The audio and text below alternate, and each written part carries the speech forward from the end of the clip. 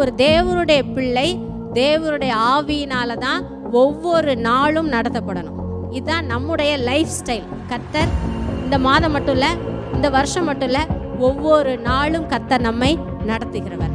என்னைக்கு ஆவியானவரே நீங்கள் என்னை நடத்துங்க, உம்முடைய கரத்தில் நான் என்னை கொடுக்குறேன்னு சொல்லி ஆவியானவருடைய கரத்தில் நம்மை கொடுத்து அவருடைய கண்ட்ரோலுக்குள்ளே நான் இணங்கி போகும்போது அப்போதான் ஆவியானவர் நம்மை நடத்துவார். ஆண்டவரே, உங்களுக்கு பிரியமில்லாத, ஆவியானவருக்கு இஷ்டமில்லாத ஒரு அடி கூட என்னுடைய வாழ்க்கையில் நான் எடுத்து வைக்கக்கூடாது. என்னுடைய விருப்பத்தின்படி ஒரு அடி கூட நான் எடுத்து வைக்கக்கூடாது. நீங்கள் சொன்னால் நான் எடுத்து வைக்கிறேன். இது எப்படி வரும்னா ஆவியானவருடைய பழக்கத்தில் தான் வரும்.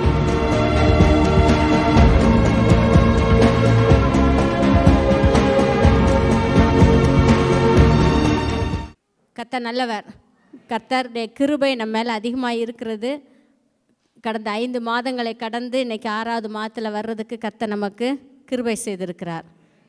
புதிய மாதம் மட்டும் இல்லை, ஸ்கூலில் நீங்கள் டீச்சராக இருக்கிறவங்க அல்லது ஸ்கூலில் படிக்கிற பிள்ளைங்கன்னா புதிய ஒரு வருஷம் கர்த்தர் இந்த புதிய கல்வி ஆண்டை இன்றைக்கி தந்திருக்கிறார். ஜூன்லேருந்து ஸ்டார்ட் ஆகுது. இந்த அகாடமிக் இயரை கர்த்தர் ஒவ்வொருவருக்கும் ஆசீர்வாதத்தை தருவார்.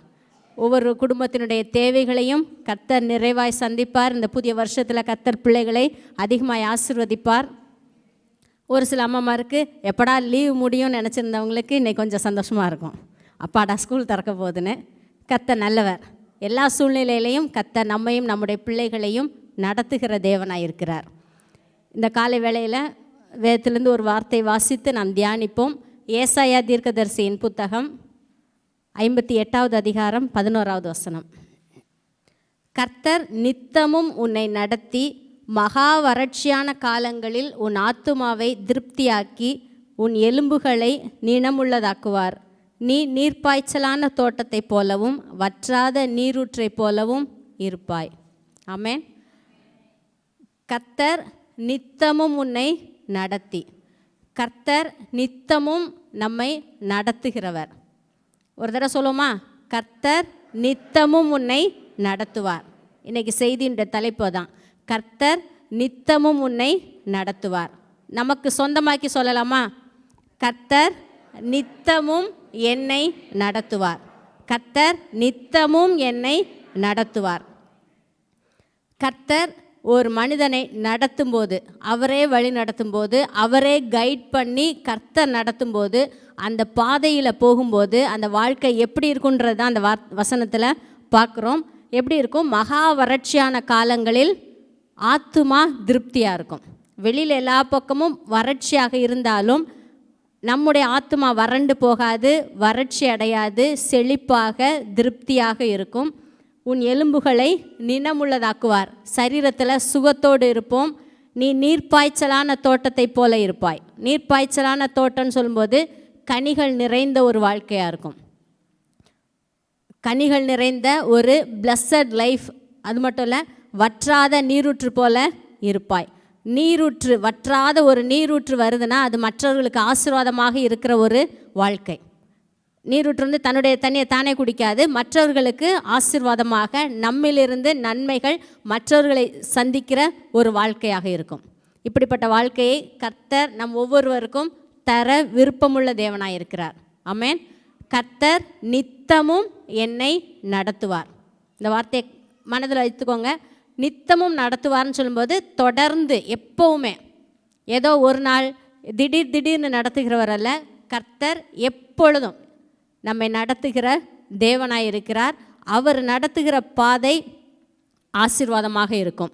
இப்போது கர்த்தர் தன்னுடைய ஜனத்தை நடத்தணுன்றது ஆரம்பத்திலேருந்து, ஆதியாகமத்தில் முதல்ல மனுஷனை உருவாக்கும் போதே அதான் தேவனுடைய விருப்பமாக இருந்தது.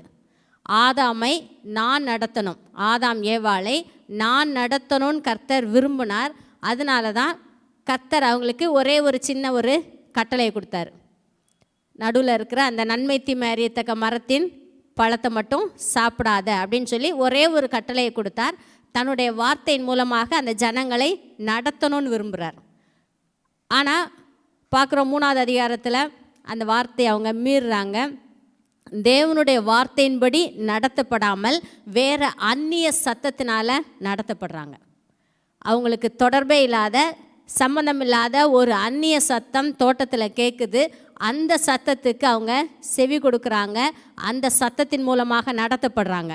ஏவாள் பிசாசின் மூலமாக, அந்த பாம்பின் மூலமாக நடத்தப்படுகிறாள். ஆதாம் மனைவியின் மூலமாக நடத்தப்படுகிறார். அங்கே தான் பிரச்சனை ஆரம்பமானது. தேவன் நடத்தணும்னு விரும்பினார். அவர் சிருஷ்டித்து படைத்த அவருடைய ஜனங்கள் அவருடைய நடத்துதலை தள்ளிட்டு வேற ஒரு நடத்துதலுக்கு கீழே போனாங்க. உலகத்தில் எல்லா பிரச்சனைகளும் வந்தது.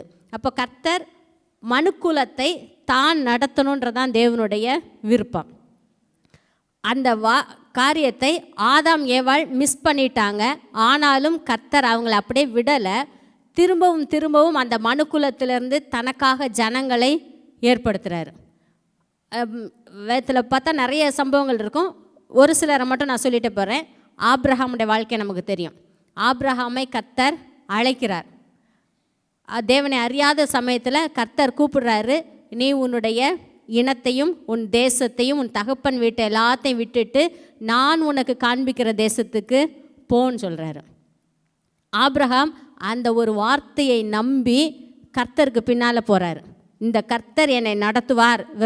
ஆண்டவர் நிறைய ஆசீர்வாதங்களை சொல்கிறார். நான் உன்னை பெரிய ஜாதி ஆக்குவேன், உன்னை ஆசீர்வதிப்பேன், உன் பேரை பெருமைப்படுத்துவேன், உன்னை ஆசீர்வதிக்கிறவங்கள ஆசீர்வதிப்பேன், உன்னை சபிக்கிறவங்க சபிக்கப்பட்டு போவாங்க, பூமியில் உள்ள வம்சங்கள் எல்லாம் உனக்குள்ள ஆசீர்வதிக்கப்படும் சொன்னோடனே ஆபிரகாம் அந்த வார்த்தையை நம்பி அவருடைய நடத்துதலுக்கு இணங்கினார்.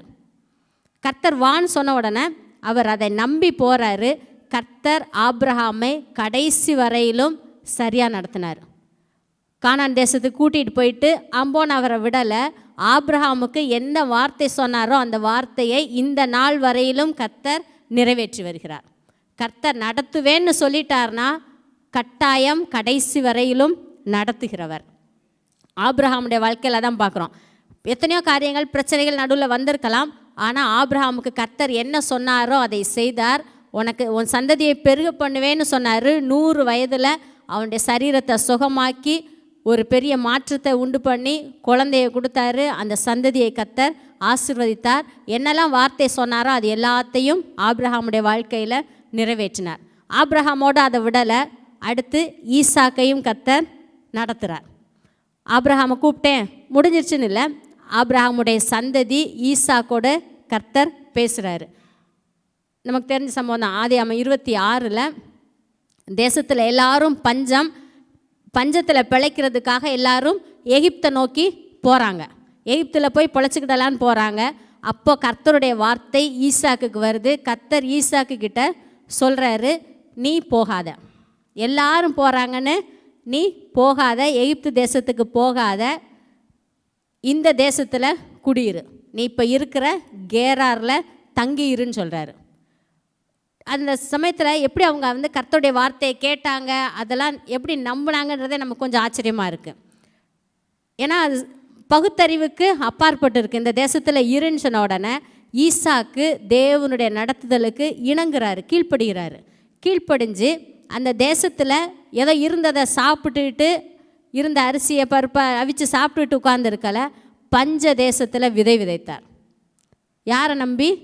கர்த்தரை நம்பி. கர்த்தர் நடத்துவார், கர்த்தர் சொல்லி இருக்கிறார், கர்த்தர் என்னை நடத்துவார், என்னை செழிக்க பண்ணுவார்னு சொல்லி விதை விதைக்கிறாரு.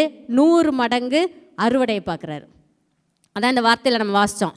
கர்த்தர் நித்தமும் உன்னை நடத்தினாருன்னா மகா வறட்சியான காலத்திலையும் யாரை நடத்துகிறாரோ அவங்க வறண்டு போக மாட்டாங்க. அவங்க வாழ்க்கையில் எந்த நன்மையும் குறைவுபடாது. கர்த்தர் அப்படி குறைவுக்குள்ளே நடத்திட்டு போக மாட்டார்.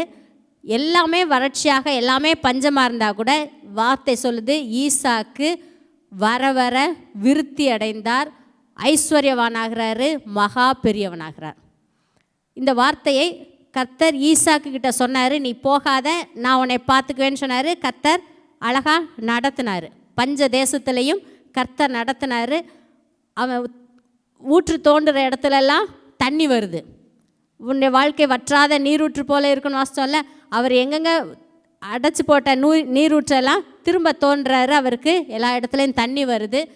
சொல்கிறாரு, கர்த்தர் நமக்கு தேசத்திலே பழுகும்படிக்கு இடம் உண்டாக்கினார்னு சொல்லி ரெகபோத்தை உண்டாக்குறாரு. அதுக்கடுத்து வாசிக்கிறோம், யாக்கோபுடைய வாழ்க்கை. ஈசாக்குடைய மகன் யாக்கோபு. யாக்கோபு வீட்டில் இருக்கிற வரைக்கும் அவர் கர்த்தரால் நடத்தப்படலை. முதல்ல தன்னுடைய இஷ்டப்படி நடக்கிறாரு. அந்த சேஷ்டபுத்திர பாகத்தை வாங்குறதுக்கு என்ன செய்யலான்னு அவராக சில ஐடியா பண்ணுறாரு. அதுக்கப்புறம் அவங்க அம்மா மூலமாக நடத்தப்படுகிறார், ரெபேக்கால் மூலமாக நடத்தப்படுறாரு. இது எல்லாமே அவரை சக்ஸஸாக இல்லை.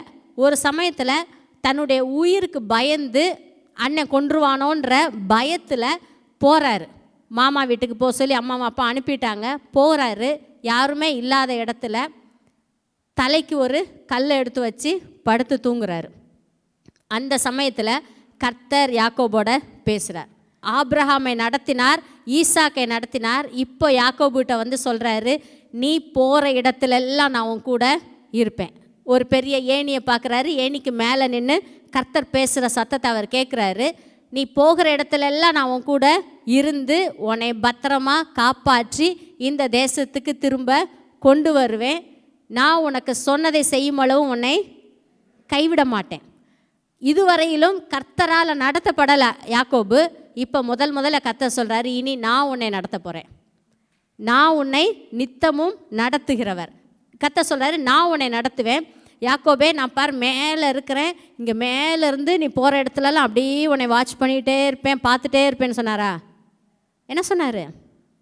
நான் உன்னோட இருப்பேன். நீ எங்கே போறியோ அங்கே நானும் வருவேன். நீ எங்கே போய் தங்க போறியோ அங்கே நானும் தங்குவேன். நான் உன் கூட இருந்து உன்னை காப்பாற்றி பத்திரமா இங்கே கொண்டு வருவேன். நான் பத்திரமாய் உன்னை பாதுகாத்து நடத்துவேன். கர்த்தர் என்ன சொன்னாரோ அதை அப்படியே செய்தார். அங்கே போகிறாரு. லாபானுடைய வீட்டில் நிறைய பிரச்சனைகள், நிறைய சூழ்ச்சிகள் எல்லாம் நடக்குது. ஆனாலும் கர்த்தர் அந்த இடத்துல யாக்கோபு குறுகி போக விடலை. யாக்கோபு அங்கே பலுகி பெருகிறாரு. 2 பரிவாரங்களோட திரும்ப வர்றாரு. மகா வறட்சியான காலமாக இருந்தாலும், எதிரான சூழ்நிலையாக இருந்தாலும், நமக்கு மேலே அதிகாரிகள் நமக்கு எதிரடையாகவே செயல்பட்டாலும் கர்த்தர் நம்மை நடத்துகிறாருன்னா நம்முடைய வாழ்க்கை செழிப்பாக தான் இருக்கும். இதை விசுவாசிக்கணும். கர்த்தர் என்னை நடத்துகிறாருங்கிற நிச்சயம் நமக்கு இருக்கணும். ஏதோ உலகத்தில் நம்மளும் பிறந்தோம், எல்லாரும் வளர்கிற மாதிரி வளர்ந்தோம், நம்மளும் போகிறோம் வர்றோம், ஒரு நாள் சர்ச்சுக்கு போயிட்டு வரோம், அப்படி இல்லை. கர்த்தர் ஒவ்வொரு நாளும் நித்தமும் நம்மை நடத்துகிற தேவன். கர்த்தர் சும்மா சாதாரணமாக நம்மை அழைக்கலை, ஒவ்வொரு நாளும் நம்மை நடத்துகிறார். அவருடைய கண்ணை நம்ம மேலே வைத்து நமக்கு ஆலோசனை சொல்லுகிறவர். அவருடைய கைடன்ஸில் தான் நம்ம இருக்கிறோம். ஆபிரகாம், ஈசாக்கு, யாக்கோபை பார்த்தோம். ஒவ்வொருத்தருடைய வாழ்க்கையிலையும் கர்த்தர் அவங்கள நடத்துகிறாரு. அதுக்கு முன்னால் நோவாவை குறித்து நம்ம பார்க்குறோம். நோவாவுக்கு எதுவுமே தெரியாது, மழைனா என்னன்னே தெரியாது. ஆனாலும் அந்த நோவா கிட்ட கர்த்தர் சில காரியங்களை பேசுகிறாரு. பேசி அவனும் அவனுடைய குடும்பமும் பாதுகாக்கப்படுறதுக்கு ஒரு பேழையை செய்ய சொல்கிறாரு. பேழையை செஞ்சு உள்ளே விட்டு கதவை அவரே அடைக்கிறாரு, அவரே திறந்து விடுறாரு. இதுதான் கர்த்தர் நடத்துகிற வாழ்க்கை. போப்பா போயிட்டு வாப்பான்னு சொல்லி அனுப்புகிறவர் அல்ல, அவரே கூட இருந்து கரம் பிடித்து நம்மை நடத்துகிறவர். அப்படியே பார்க்குறோம் இஸ்ரவேல் ஜனங்களுடைய வாழ்க்கையில் ஒரு பலத்த கையினால், ஓங்கிய புயத்தினால பார்வோனுடைய அடிமைத்தனத்திலேருந்து கர்த்தர் அவங்கள வெளியில் கொண்டு வந்தார். பஸ்கா ஆட்டுக்குட்டியினுடைய ரத்தத்தினால வெளியில் கொண்டு வந்தார். அவங்கள எப்படி நடத்தினாருங்கிறத ஒரு சில வசனங்கள் வாசிக்கிறேன், நமக்கு கொஞ்சம் நல்லா புரியும். உபாகமம் 32வது அதிகாரம் 11வது வசனம். கழுகு தன் கூட்டை கலைத்து தன் குஞ்சுகளின் மேல் அசைவாடி தன் செட்டைகளை விரித்து அவைகளை எடுத்து அவைகளை தன் செட்டைகளின் மேல் சுமந்து கொண்டு போகிறது போல கர்த்தர் ஒருவரே அவனை வழி நடத்தினார், அந்நிய தேவன் அவரோடே இருந்ததில்லை. இஸ்ரவேல் ஜனங்களை கர்த்தர் எப்படி நடத்தினாருங்கிறத ஒரு அழகான ஒரு படமாக காட்டுறாரு. கழுகு எப்படி தன்னுடைய சின்ன குஞ்சுகளை எடுத்து, அது பறக்க தெரியாமல் இருக்கும்போது அது ஒரு பெரிய காரியத்தை சொல்கிறாரு. செட்டைகளின் மேலே வச்சு அவர் எது பறக்க பழக்குமோ அதே போல் கர்த்தர் ஒருவரே அவனை வழி நடத்தினார். 12வது வசனம் சொல்லுது, கர்த்தர் ஒருவரே அவனை வழி நடத்தினார். கர்த்தர் ஒருவரே, த லார்ட் அலோன் லெட் ஹிம். கர்த்தர் மட்டும்தான் அவனை நடத்தினார். அந்நிய தேவன் யாரும் அவர் கூட இல்லை, அவருக்கு ஹெல்ப்புக்கு யாரும் கிடையாது. அவர் தனியாக நின்று தன்னுடைய ஜனத்தை விடுதலையாக்கி பாதுகாத்து கொண்டு வந்தார். நம்முடைய வாழ்க்கையிலையும் இதுவரையிலும் நம்ம வந்திருக்கிறோன்னா நம்முடைய பலத்தினால இல்லை, நம்முடைய ஞானத்தினால இல்லை, கர்த்தர் தான் நம்மை நடத்தி வந்திருக்கிறார். அப்படி தானே? கர்த்தர் தான் நம்மை நடத்தி இருக்கிறாரு. சில சூழ்நிலைகளை நல்லா என்னுடைய லைஃப்பில் பின்னாடி பார்க்கும்போது சில சூழ்நிலைகளை நான் கடந்து வந்தேனா, இந்த பாதை வழியாக நான் வந்தேனான்னு யோசிக்கும்போது இந்த வார்த்தை தான் எனக்கு அதிகமாக ஞாபகம் வரும். கர்த்தர் ஒருவரே என்னை வழி நடத்தினார். கர்த்தர் ஒருவர் தான், அவர் மட்டும் இல்லைன்னா அழிஞ்சு போயிருப்போம். கர்த்தர் ஒருவரே வழி நடத்தினார். சொல்லுங்கள், கர்த்தர் ஒருவரே என்னை வழி நடத்தினார். கர்த்தர் தான் நம்மை வழி நடத்தி கொண்டு வந்திருக்கிறாரு. சாதாரணமாக பார்த்தோன்னா இது எப்படி ஆச்சு, இதில் இருந்தெல்லாம் வெளியில் வர முடியுமான்னு தோணும். ஆனால் அதுக்கு உள்ளேயும் கர்த்தர் அப்படியே நடத்தி, கர்த்தர் நம்மை கரம் பிடிச்சிட்டாரு. அதை ஒரு நாளும் விட மாட்டார். நான் உனக்கு சொன்னதை செய்யும் அளவும் கை விடுவதில்லைன்னு சொல்லியிருக்கிறாரு. நம்முடைய கரத்தை பிடிச்சி அப்படியே கொண்டு வந்து கர்த்தர் வெளியில் கொண்டு வந்திருக்கிறாரு. கர்த்தர் ஒருவரே நம்மை வழி நடத்தி இருக்கிறார். இன்னொரு வார்த்தையை வாசிக்கிறோம், 13வது வசனம் வாசிக்கிறேன். பூமியில் உள்ள உயர்ந்த ஸ்தானங்களின் மேல் அவனை ஏறி வர பண்ணினார். வயலில் விளையும் பலனை அவனுக்கு புசிக்க கொடுத்தார். கண்மலையில் உள்ள தேனையும் கற்பாறையிலிருந்து வடியும் எண்ணெயையும் அவன் உண்ணும்படி செய்தார். பசுவின் வெண்ணெயையும் ஆட்டின் பாலையும் பாசானில் மேயும் ஆட்டுக்குட்டிகள், ஆட்டுக்கடாக்கள், வெள்ளாட்டுக்கடாக்கள் இவைகளுடைய கொழுப்பையும் கொழுமையான கோதுமையையும் இரத்தம் போன்ற சுயமான திராட்சரசத்தையும் சாப்பிட்டாய். அடிமைத்தனத்திலிருந்து கொண்டு வந்து அந்த ஜனங்களை கர்த்தர் எப்படி ஆசீர்வதிக்கிறாரு? த பெஸ்ட், எல்லாத்துலேயும் இருக்கிற பெஸ்ட்டை கொண்டு கர்த்தர் போஷிக்கிறார். ஏசாயா 58 தான் வாசித்தோம். மகா வறட்சியான காலங்கள்லையும் கர்த்தர் என்ன செய்வார்? ஆத்துமாவை திருப்தி ஆக்குவார், எலும்புகளை நினமுள்ளதாக்குவார், வற்றாத நீரூற்றை போல நீர்ப்பாய்ச்சலான தோட்டத்தை போல வைப்பார். நம்ம எதில் போயிட்டு வந்தோமோ அதனுடைய எந்த பாதிப்பும் இருக்காது. ஆமாம், வறட்சி வந்துச்சுல அதனால் இந்த தோட்டமும் காஞ்சி போச்சுன்னு இருக்காது. கர்த்தர் தன்னுடைய ஜனங்களை பெஸ்ட்டான சிறப்பான காரியங்களை கொண்டு ஆசீர்வதிக்கிறவர். ஏன்னா அவர் நடத்துகிறாரு. நான் நடத்துகிற ஜனங்கள் எப்படி இருக்கணும்னு அவருக்கு ஒரு பிக்சர் உண்டு. இப்படி தான் இருக்கணும் என்னுடைய ஜனங்கள்னு கர்த்தர் ஒரு படம் வச்சுருக்கிறாரு. அதன்படி தான் கர்த்தர் நடத்துகிறார். யாத்ராகமம் 13வது அதிகாரம் வாசிப்போம், 21, 22 வசனம். அவர்கள் இரவும் பகலும் வழி நடக்க கூடும்படிக்கு கர்த்தர் பகலில் அவர்களை வழிநடத்த மேக ஸ்தம்பத்திலும் இரவில் அவர்களுக்கு வெளிச்சம் காட்ட அக்கினி ஸ்தம்பத்திலும் அவர்களுக்கு முன் சென்றார். பகலிலே மேகஸ்தம்பமும் இரவிலே அக்கினி ஸ்தம்பமும் ஜனங்களிடத்திலிருந்து விலகி போகவில்லை. இஸ்ரவேல் ஜனங்களை கர்த்தர் வெளியில் கூட்டிகிட்டு வரும்போதே தன்னுடைய பிரசன்னத்தை பகலில் மேகஸ்தம்பமாகவும் இரவில் அக்கினி ஸ்தம்பமாகவும் அவங்களுக்கு மத்தியில் வச்சார். இஸ்ரவேல் ஜனங்கள் கேட்டாங்களா? ஆண்டவரே எங்களுக்கு வெளிச்சம் வேணும், ஒரு லைட்டு போடுங்கன்னு கேட்டாங்களா? கேட்டு கர்த்தர் கொடுக்கல. அவங்க கிளம்பும் போதே அதே அதிகாரத்தில் தான் சொல்லியிருக்கு, கர்த்தர் அவர்களை வழி நடத்துவதற்காக பகலில் மேகஸ்தம்பமாகவும் இரவில் அக்கினி ஸ்தம்பமாகவும் அவங்க கூடவே போகிறாரு. அது அந்த ரெண்டுமே அவர்களை விட்டு விலகி போகவில்லை. இஸ்ரவேல் ஜனங்கள் எல்லாருமே அப்படியே ரொம்ப பர்ஃபெக்டாக இருந்தாங்களா? கர்த்தருக்கு பிரியமானதே செஞ்சுட்டே வந்தாங்களா வனாந்தரத்தில்? இல்லை, நிறைய தடவை முறுமுறுத்தாங்க, குறை சொன்னாங்க, கர்த்தருக்கு பிரியமில்லாததை செஞ்சாங்க. ஆனால் ஒரு நாள் கூட கர்த்தர் தன்னுடைய மேக ஸ்தம்பத்தையோ அக்கினி ஸ்தம்பத்தையோ விலக்கலை. அதான் கர்த்தருடைய கிருபை. நான் என் ஜனத்தை நடத்துகிறேன்னா இப்படி தான் நடத்துவேன். கர்த்தருடைய தன்னுடைய பிரசன்னத்தை கொடுத்து அவங்களை கர்த்தர் நடத்திட்டு வர்றாரு. எதுவுமே அவங்களுக்கு குறைவுபடலை. 40 வருஷத்தில் எத்தனையோ கர்த்தருக்கு விரோதமாக ரெண்டகம் பண்ணாங்க, முரட்டாட்டம் பண்ணினாங்க. ஆனால் அவங்களுக்கு கொடுக்க வேண்டிய மன்னாவே கர்த்தர் ஒரு நாள் கூட ஸ்டாப் பண்ணலை. பண்ணாரா? நம்ம சில நேரம் பிள்ளை ஏதாவது பண்ணாக்கா சாப்பாட்டை கட் பண்ணிடுவேன்னு சொல்லுவோம், பண்ண மாட்டோம். ஆனால் சொல்லவாவது செய்வோம். கர்த்தர் என்னைக்காவது சொன்னாரா இப்படி பண்ணிகிட்டு இருந்தீங்கன்னா ஒரு வாரத்துக்கு மண்ணா கட் பண்ணிடுவேன்னு சொன்னாரா? சொல்லலை. கர்த்தர் நடத்துகிறாருன்னா ஒரு நன்மையும் குறைபடாத மாதிரி தான் கர்த்தர் நடத்துவார். ஏன்னா அது அவருடைய நேச்சர். நான் நித்தமும் உன்னை நடத்துவேன்னு சொல்லிட்டாருன்னா நன்மையே குறைவில்லாமல் தான் நடத்துவார்.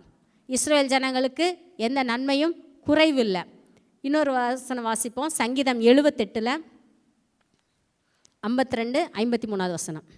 தம்முடைய ஜனங்களை ஆடுகளைப் போல் புறப்பட பண்ணி அவர்களை வனாந்தரத்திலே மந்தையைப் போல் கூட்டி கொண்டு போய் அவர்கள் பயப்படாதபடிக்கு அவர்களை பத்திரமாய் வழி நடத்தினார்.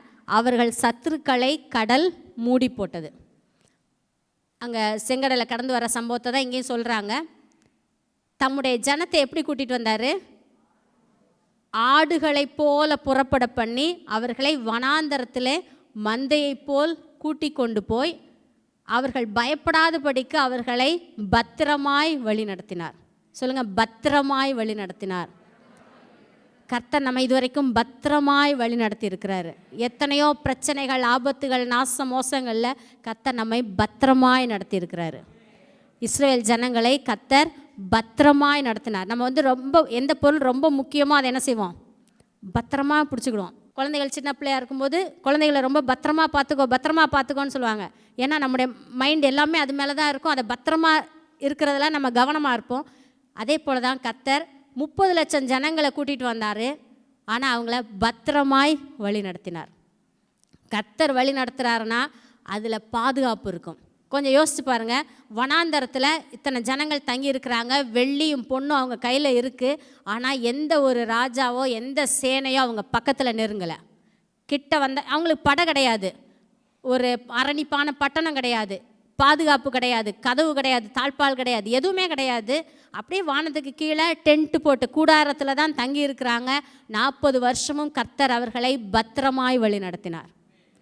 கர்த்தர் தன்னுடைய தன்னுடைய பிள்ளைங்கும்போது அப்படி தான் நடத்துகிறார், பத்திரமாய் நடத்துகிறார். 30 லட்சம் ஜனங்கள் வந்தாங்க. ஒருத்தன் மேலே ஒருத்தன் மிதிச்சு யாராவது செத்தாங்களா? ஏதாவது தள்ளுமுள்ளு இருந்துச்சா? கர்த்தர் அழகாக அணியாய் அவங்கள நடத்திட்டு போகிறாரு. மேய்ப்பன் எப்படி தன்னுடைய மந்தையை அழகாக கூட்டிகிட்டு போவாரோ, எந்த பக்கமும் ஆபத்து இல்லாமல் பாதுகாப்பாக கொண்டு போவாரோ, அதுபோல் கர்த்தர் தம்முடைய ஜனத்தை பத்திரமாய் நடத்தினார். கர்த்தர் ஒரு மனிதனுடைய வாழ்க்கையில் அவர் நடத்துகிறாரு. கர்த்தர் நடத்துகிற பாதையில் ஒரு மனிதன் போகிறான்னா அவனுடைய வாழ்க்கையில் பாதுகாப்பு இருக்கும், பத்திரமாக இருப்பான். அது மட்டும் இல்லை, பராமரிப்பு இருக்கும். அவர்களுக்கு தேவையான எந்த சாப்பாடும் ஒரு நாளும் குறையலை. இதே காரியத்தை தான் நம்ம எலியா தீர்க்கதரிசியுடைய வாழ்க்கையில் பார்க்குறோம். 1 ராஜாக்கள் 17 அடிக்கடி அடுத்தடுத்து அவருக்கு ஒரு வார்த்தை இருக்கும், எழுதியிருக்கும். கர்த்தருடைய வார்த்தை உண்டாயிற்று, கர்த்தருடைய வார்த்தை உண்டாயிற்று. முதல்ல போய் ஆகாப் ராஜாட்ட சொல்லிட்டாரு, நான் சொல்லாமல் தேசத்தில் மழையும் பெய்யாது பனியும் பெய்யாதுன்னு சொல்லிட்டு வந்துட்டாரு. உடனே கர்த்தர் சொல்கிறாரு, நீ போய் கேரித் ஆற்றங்கரையில் ஒளிஞ்சுக்கோ, உனக்கு அங்கே இருக்கிற ஆற்றினுடைய தண்ணியை குடிக்கலாம், உனக்கு சாப்பாடு கொடுக்கறதுக்கு காகங்களுக்கு கட்டளையிட்டேன். கர்த்தர் ஒரு மனிதனை நடத்துகிறாருன்னா அவனுக்கான பராமரிப்பையும் சேர்த்து தான் கொடுப்பார். இப்போ எலியாவுக்கு கர்த்தருடைய வார்த்தை வந்துருச்சு. வார்த்தையினால்தான் கர்த்தர் தன்னுடைய ஜனங்களை எப்போவுமே நடத்துகிறார். இப்போ நம்ம பிள்ளைங்களை எங்கேயாவது நடத்தி கூட்டிகிட்டு போகிறோன்னா கையை பிடிச்சி கூட்டிகிட்டு போவோம். அதே போல் தான் கர்த்தர் ஏற்ற வார்த்தைகளை தந்து அப்பப்போ நமக்கு தேவையான வார்த்தைகளை கொடுத்து நம்மை நடத்துகிறவர். எலியாட்ட கர்த்தர் சொல்லிட்டாரு, நீ அங்கே போ, நான் அங்கே காகங்களுக்கு கட்டளையிடுவேன். காலையிலையும் மாலையிலையும் 2 நேரமும் அவருக்கு தேவையான சாப்பாடு டான்னு வந்துடுச்சு. எதுக்காவது ஜோம் பண்ணார் அங்கே உட்காந்து, ஆண்டவரே நைட் ஆயிடுச்சு, நீ நாளைக்கு காலையில் எப்படியாவது எனக்கு சாப்பாடு தந்துருங்கன்னு ஜோம் பண்ணாரா? ரொம்ப இளைப்பாறுதலோடு இருந்தார். அவருக்கு ஜோம் பண்ண வேண்டிய அவசியமே இல்லை. ஏன்னா கர்த்தர் கட்டளையிட்டேன்னு சொல்லிட்டாரு. கரெக்டாக காலையிலையும் சாயந்தரமும் அப்பமும் இறைச்சியும் வருது, தண்ணியை குடிக்கிறாரு, நிம்மதியாக லைஃப் போகுது. கொஞ்ச நாளாவது ஆற்றுல தண்ணி வற்றி போச்சு. வற்றி போனாலும் அவர் ஆண்டவரை நான் என்ன செய்வேன்னு புலம்பலை. அடுத்து கர்த்தர் சொன்னார், நீ சாரிபாத்துங்கிற ஊருக்கு போ, அங்கே உன்னை போஷிக்க ஒரு விதவைக்கு கட்டளையிட்டேன். கர்த்தர் போகிறதுக்கு முன்னாலேயே அவருக்கு தேவையான பராமரிப்பை கொடுத்துட்டார். ஒரு மனிதனை கர்த்தர் நடத்துகிறாருன்னா அல்லது நம்முடைய வாழ்க்கையை கர்த்தர் நடத்துகிறாருன்னா ஒரு நன்மையும் குறைவுபடாது. சாரிபாத் ஊருக்கு போகிறாரு. அங்கே ஒன்றும் பெருசாக ஒரு பணக்கார வீட்டுக்கு போகலை, சாதாரண ஒரு ஏழை அம்மா வீட்டுக்கு தான் போகிறாரு. அங்கே அடுத்து மழை வர்ற வரைக்கும் அந்த வீட்டில் சாப்பாடு இருக்குது. நமக்கு தெரியும், பானையில் மா குறையல, கலசத்தில் இருந்த எண்ணெய் குறையவே இல்லை. கேரி தாற்றங்கரையில் இருக்கும்போது எலியா தானாக உட்காந்து சாப்பிட்டாரு. வேறு யாராவது இருந்தாங்களா? நீ கொஞ்சம் வச்சுக்கோன்னு ஷேர் பண்ணி கொடுக்குறதுக்கு யாரும் இல்லை. இப்போ சாரிபாத் அந்த விதவையுடைய வீட்டில் அந்த அம்மாவும் அந்த மகனும் அந்த வீட்டார் எல்லாரும் சொந்தக்காரங்க எல்லாம் வந்து உட்காந்துட்டாங்க. எல்லாருக்கும் எலியா மூலமாக சாப்பாடு கிடைக்குது. நாமளும் திருப்தி அடைவோம், நம் மூலமாக மற்றவங்களும் ஆசீர்வதிக்கப்படுவாங்க. எலியாவை கர்த்தர் நடத்தினார். நடத்துகிற பாதை எல்லாமே குறைவில்லாத பாதை. கர்த்தர் நம்மை அப்படி பாதையில் தான் நடத்துவேன்னு சொல்லியிருக்கிறாரு. நித்தமும் உன்னை நடத்துவேன். கர்த்தர் இந்த மாதம் மட்டும் இல்லை, இந்த வருஷம் மட்டும் இல்லை, ஒவ்வொரு நாளும் கர்த்தர் நம்மை நடத்துகிறவர். அப்போ நம்ம நினைக்கலாம், பழைய ஏற்பாட்டில் கர்த்தர் அப்பப்போ அவங்களுக்கு தேவையான வார்த்தையை சொன்னார், தீர்க்கதரிசிகளுக்கு, தம்முடைய ஜனங்களுக்கு சொன்னார், வார்த்தையை சொல்லி சொல்லி அவங்கள நடத்தினார். இப்போ நான் என்ன செய்ய முடியும்? கர்த்தர் எப்படி என்னை நடத்துகிறாருன்றதை நான் தெரிந்து கொள்ள முடியும். கர்த்தர் நமக்கு வார்த்தையை கொடுத்துருக்கிறார். வேதத்தில் இருக்கிற ஒவ்வொரு வாக்கு தத்தங்களும் உடன்படிக்கையின் வார்த்தைகள் எல்லாம் கர்த்தர் நமக்கு கொடுத்துருக்கிறாரு. இப்போ புதிய ஏற்பாட்டில் இருக்கிற நமக்கு கர்த்தர் அதை பார்க்கிலும் மேலான காரியங்களை செய்திருக்கிறார். புது உடன்படிக்கைங்கிறது எந்த விதத்திலும் பழைய உடன்படிக்கையை விட குறைஞ்சது கிடையாது.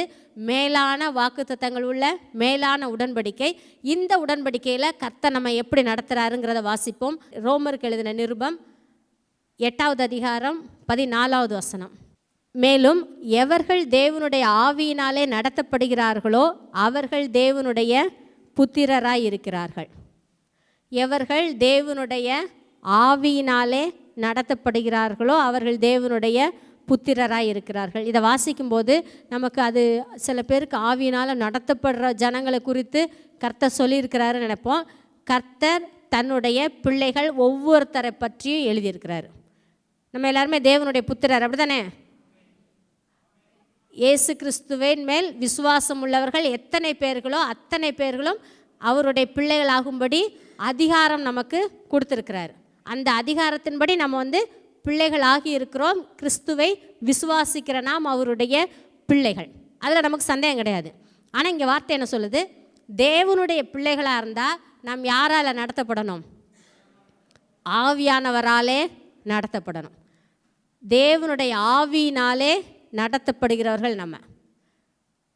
இது நமக்கு ஒரு பெரிய காரியமாக இருக்கலாம்.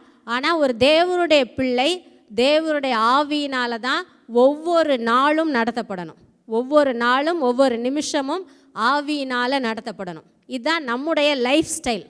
தேவன் நமக்கு வச்சுருக்கிற லைஃப் ஸ்டைல் இதுதான். இப்போ ஒரு மீன் இருக்குது. மீன் எங்கே தான் வாழும்? தண்ணிக்குள்ளே வாழும். ஒரு மீன் சொல்லுது, எனக்கு தண்ணிக்குள்ளே போனாலே ஜலதோஷம் பிடிச்சிக்கும்னு சொன்னிச்சுன்னா அது எப்படி இருக்கும்? ரொம்ப வித்தியாசமாக இருக்கும். அதனுடைய நேச்சருக்கு அது தவறானது காரியம். மீனுனா அது நீந்த தான் செய்யும், தண்ணிக்குள்ளே தான் இருக்கும். ஒரு பறவைனா எனக்கு மேலே போக போக பயமாக இருக்குது, என்னால் பறக்க முடியாதுன்னு தரையிலே நடந்துக்கிட்டே இருக்குமா? இல்லை. அப்போது நான் தேவனுடைய பிள்ளை, நாம் தேவனுடைய பிள்ளைனா நிச்சயமாகவே ஆவியினால் தான் நடத்தப்படணும். சந்தேகம் இல்லைல்ல? ஆவியினால் மட்டும்தான் நாம் நடத்தப்பட வேண்டும். அதுதான் நம்மை குறித்து தேவனுடைய சித்தம். நான் உன்னை நித்தமும் நடத்துவேன்னு கர்த்தர் சொல்லியிருக்கிறாரு, பழைய ஏற்பாட்டில் சொல்லியிருக்கிறாரு. அது எப்படி இப்போ நம்முடைய வாழ்க்கையில் நடத்துவார்னா நமக்குள்ளே இருக்கிற ஆவியானவரை கொண்டு தான் கர்த்தர் நடத்துவார். ஆவியானவர் ஒரு நபர். நிறைய தடவை நம்ம சொல்லியிருக்கோம். அவர் ஒரு ஃபோர்ஸ் கிடையாது. சில நேரத்தில் நம்ம என்ன நினைக்கிறோன்னா அவர் ஒரு வலிமையான ஒரு பவர்ஃபுல்லான ஒரு சக்தி, ஒரு ஃபோர்ஸ். அவரை சில நேரங்களில் நம்முடைய தேவைகளுக்காக நம்ம பயன்படுத்திக்கலாம்னு நினைக்கிறோம். ஒரு சிலருடைய வாழ்க்கையில் ஆவியானவர் அதிகமாக கிரியை செய்கிறாரு. சில மக்களுடைய வாழ்க்கையில், சில ஊழியக்காரங்க வாழ்க்கையில் அவர் பலமாக இருப்பார். நாம் போய் என்ன செஞ்சுக்கிடணும்? என்னுடைய வியாதி நீங்கிறதுக்கோ அல்லது என்னுடைய வாழ்க்கையில் ஒரு நன்மை உண்டாகிறதுக்கு நாம் போய் அந்த ஆவியானவரை போய் யூஸ் பண்ணிட்டு வந்துடலான்னு நினைக்கிறோம். ஆனால் இங்கே வார்த்தை அப்படி சொல்லலை. ஆவியானவர் அனுதினமும் நம்மை நடத்துகிறவர். அவர் என்ன விரும்புகிறாரு? நம்முடைய வாழ்க்கையை அவர் யூஸ் பண்ண விரும்புகிறாரு. நம்ம ஆவியானவரை யூஸ் பண்ணக்கூடாது. நம்முடைய தேவைக்காக ஏதோ ஒரு நேரம் போனோம் வந்தோம் அப்படி நம்முடைய தேவைக்காக அவரை யூஸ் பண்ணக்கூடாது. அவர் நம்மை பயன்படுத்த விரும்புகிறார். அவருடைய கட்டுப்பாட்டுக்குள்ளே வைத்து நம்மை அவர் நடத்த விரும்புகிறார். நம்மை அனுதினமும் நடத்துறதுக்கு அவர் விருப்பமுள்ள தேவனாக இருக்கிறார். ஆவியானவர் நம்மை நடத்துகிறார். ஆரம்பத்திலேயே ஆவியானவர் தான் நம்மை நடத்தினார். நாம் ஒரு பாவி, நமக்கு இரட்சகர் வேணும், இயேசு கிறிஸ்து நல்லவர், அவரை ஏற்றுக்கொள்ளணுன்ற ஒரு உணர்வை நமக்கு கொடுத்து கிறிஸ்துவுக்கு நேராக கொண்டு வந்தது ஆவியானவர் தான். அப்போ நமக்கு ஒரு வேளை தெரியாமல் இருந்திருக்கும். ஆவியானவர் எனக்குள்ளே வர்றாரு, பேசுகிறாரு, ஆவியானவர் தான் சர்ச்சுக்கு போக சொல்கிறாரு, அப்படி நமக்கு தெரியலை. தெரியாத நேரத்திலையும் அந்த நல்ல ஆவியானவர் நம்மை கிறிஸ்துவுக்கு நேராக கொண்டு போனார். சத்தியத்துக்கு நேராக கர்த்தர் நம்மை கொண்டு வந்து இந்த இடத்துல உட்கார வச்சிருக்கிறாரு. ஆமென். கர்த்தர் நம்மை நடத்தி கொண்டு வந்திருக்கிறார். அந்த ஆவியானவர் நடத்திட்டு வந்துட்டார். நம்ம இப்போ ரட்சிக்கப்பட்டுட்டோம். ரட்சிக்கப்பட்ட உடனே ஒவ்வொரு தேவனுடைய பிள்ளை, ஒவ்வொரு விசுவாசியினுடைய உள்ளத்திலையும் ஆவியானவர் தங்கியிருக்கிறார். அதில் நமக்கு சந்தேகம் கிடையாது. ஆவியானவர் நமக்குள்ளே வாசம் பண்ணுகிறார். அவருடைய ஆலயமாக தான் நம்மை வைத்திருக்கிறார். ஆனால் இவ்வளவு தானான்னு கேட்டால் கிடையாது. ஆவியினால் நடத்தப்படுறதுங்கிறது இது மட்டும் கிடையாது. சில நேரத்தில் நம்ம நினைக்கிறோம் ஆவியானவர் எனக்குள்ளே இருக்கிறாருன்னா அவரே என்னைய இயக்குவார்னு நினைக்கிறோம். இப்போ இன்னைக்கு 8 மணிக்கு சபை ஆராதனை, உங்களுக்குள்ளே ஆவியானவர் இருந்தார். அதுக்காக 7:55க்கெலாம் உங்களை அப்படியே தள்ளிட்டு வந்து சர்ச்சுக்குள்ளே போட்டாரா? இல்லை. நம்ம நினச்ச நேரத்துக்கு தான் நம்ம வந்தோம். அப்படி தானே? ஆவியானவர் நமக்குள்ளே இருக்கிறாரு. ஆனால் ஃபோர்ஸ் பண்ணி நம்மை தள்ளி எந்த காரியத்தையும் செய்ய மாட்டார். நான் உள்ளே தான் இருக்கேன், நான் நடத்த விரும்புகிறேன்னு சொல்லி கழுத்தை பிடிச்சி தள்ளி நம்மை நடத்துகிறவர் அல்ல, ஜென்டிலாக நம்மை நடத்துகிறவர். தேவன் நமக்கு சுய விருப்பத்தை கொடுத்துருக்கிறாரு, சுய சித்தத்தை கொடுத்துருக்கிறார்ல, செல்ஃப் வில் நமக்கு இருக்குது. அந்த சுய விருப்பத்தை பயன்படுத்தி ஆவியானவரே என்னை நடத்துங்கன்னு நான் கேட்டால் தான் ஆவியானவர் என்னை நடத்துவார். சரிங்களா? அவராக எனக்கு இது விருப்பம், நீ இதை செய்ய, எனக்கு இதான் பிடிக்குது, நீ இதை செய்யின்னு சொல்லி நம்மை கம்பல் பண்ணி நம்மை நடத்துகிறவர் அல்ல. என்னைக்கு ஆவியானவரே நீங்கள் என்னை நடத்துங்க, உம்முடைய கரத்தில் நான் என்னை கொடுக்குறேன்னு சொல்லி ஆவியானவருடைய கரத்தில் நம்மை கொடுத்து அவருடைய கண்ட்ரோலுக்குள்ளே நான் இணங்கி போகும்போது அப்போ தான் ஆவியானவர் நம்மை நடத்துவார். பழைய ஏற்பாட்டிலையும் அதே போல தான். ஆதாமை நடத்தணும்னு விரும்பினார், ஆனால் அவங்க இணங்கலை. ஆபிரகாமை நடத்த விரும்பினார், ஆபிரகாம் கீழ்ப்படிந்தார். யார் கீழ்ப்படிந்து தேவனுடைய சத்தத்துக்கு இணங்கி போனாங்களோ அவங்க மட்டும்தான் கர்த்தரால் கடைசி வரையிலும் நடத்தப்பட்டாங்க. அதே போல் தான் இப்போவும் ஆவியானவருடைய சத்தத்துக்கு செவி கொடுக்க விரும்புகிறேன், ஆவியானவருடைய கட்டுப்பாட்டுக்குள்ளே, அவருடைய வழி நடத்துதலுக்குள்ளே, அவருடைய கைடன்ஸுக்குள்ளே இருக்க விரும்புகிறேன்னு சொல்லி அவரிடத்துல நம்ம முற்றிலுமாக கொடுக்கும்போது தான் ஆவியானவர் நம்மை நடத்த முடியும். ஆவியானவர் நடத்தினா நம்முடைய லைஃப் வேறு லெவலாக இருக்கும். அப்படி தானே? அதை தான் நம்ம பார்க்க போகிறோம். ஆவியானவர் நம்மை நடத்த விரும்புகிறார். பொதுவாகவே நமக்குள்ளே பாஸ் மென்டாலிட்டி இருக்கும் எல்லாருக்குமே. நான் தான் பாஸ் இருக்கா இல்லையா? இல்லைன்னா கூட கொஞ்சம் யோசிச்சு பாருங்கள். 2 வயசு 3 வயசு குழந்தை கூட என்ன செய்யுது? தான் நினச்சதை நடத்தணும்னு நினைக்குது. அப்படி தானே? நான் விரும்பின காரியம் வேணும், நான் இப்போ இதை செய்வேன்னா இதை செய்வேன், நான் இங்கே போகணுன்னா போகணும், தான் நினச்ச காரியத்தை செய்யணும்னு நினைக்குது. அது சொல்கிறத நம்ம கேட்கணுன்னு எதிர்பார்க்குது. பெற்றோர் நான் சொல்கிறத கேட்கணுன்னு குழந்தைகள் எதிர்பார்க்குறாங்க. நாம் பாஸுங்கிற நினப்பு நமக்குள்ளேயே இருக்குது. கொஞ்சம் வளர வளர டீனேஜ் வராங்க, கொஞ்சம் பெரிய பிள்ளை ஆகும்போது எல்லாம் எங்களுக்கு தெரியும், நான் பார்த்துக்கிறேன், யாரும் அட்வைஸ் பண்ணுறது பிடிக்க மாட்டேங்குது. அடுத்தவங்களுடைய கைடன்ஸில் பெற்றோர் என்னை நடத்தட்டும்னு சொல்லி விடுறதுக்கு மனசு வர மாட்டேங்குது. நான் பார்த்துக்கிடுவேன், எனக்கு தெரியும். பெரிய ஆளானோன்னையும் அதே காரியத்தில் தான் நம்ம இருக்கிறோம். சில கணவன்மார் நான் சொன்னதான் நடக்கணும், அது சரியோ தப்போ நான் சொல்லிட்டா செய்யணும். அதே போல் சில மனைவிமார்களும் நான் தான் பாஸ், வீட்டுக்கு நான் சொல்கிற மாதிரி நடக்கணும். இந்த காரியம் நம்முடைய மைண்டில் இருந்துகிட்டே இருக்குது. வயசானால் அது போயிருமான்னு கேட்டால் அப்போ உங்க போகிறது கிடையாது. சில நேரம் உங்களுக்கு நல்லதுன்னு சொல்லி தான் நம்ம சொல்லுவோம், ஆனாலும் எனக்கு தெரியும், எனக்கு இது பிடிக்கலைன்னா பிடிக்கல. அடுத்தவங்க சொல்லி நம்ம கைட் பண்ணப்பட்டு நடத்துறது எப்போவுமே பிடிக்கிற காரியம் கிடையாது. அதாவது அடுத்தவங்களுக்கு கீழ்ப்படிஞ்சு இணங்கி போகிறது நமக்கு பிடிக்கிற காரியம் கிடையாது. அதே காரியத்தை நம்ம ஆவிக்குரிய வாழ்க்கையிலையும் கொண்டு நாம் பாஸாக இருக்கணும், நான் நினைக்கிறதெல்லாம் நடக்கணும் நம்ம நினச்சோன்னா ஆவியானவர் நடத்த முடியாது. அப்போ என்னுடைய வாழ்க்கையில் ஆவியானவரால் நான் நடத்தப்படணும், கர்த்தரே என்னை வழி நடத்தணும், கர்த்தர் ஒருவரே என்னை நடத்தணும்னா நான் பாஸாக இருக்கக்கூடாது, ஆவியானவர் எனக்கு பாஸாக இருக்கணும். சரியா?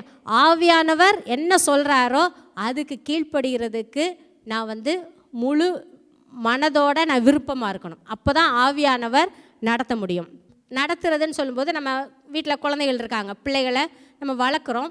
அப்படி பிள்ளைகளை வளர்க்கும்போது ரொம்ப சின்ன குழந்தையாக இருக்கும்போது நம்ம சின்ன சின்ன காரியங்களை மட்டும் கற்றுக் கொடுக்குறோம் அவங்களுக்கு. அப்போ பெருசாக எதையும் நம்ம சொல்லிக் கொடுக்க மாட்டோம். எப்படி சாப்பிடணும், கையை கழுவு, தூங்குறதுக்கு ஒவ்வொரு சின்ன சின்ன காரியங்களை நம்ம சொல்லிக் கொடுப்போம். ஒரு 3 வயசு ஆன பிறகு நம்ம என்ன செய்கிறோம்? அப்படியே வீட்டிலே சாப்பிட்டாச்சு தூங்கியாச்சு, சாப்பிட்டாச்சு தூங்கியாச்சுன்னு வீட்டில் வச்சுக்கிடுவோமா? என்ன செய்கிறோம்?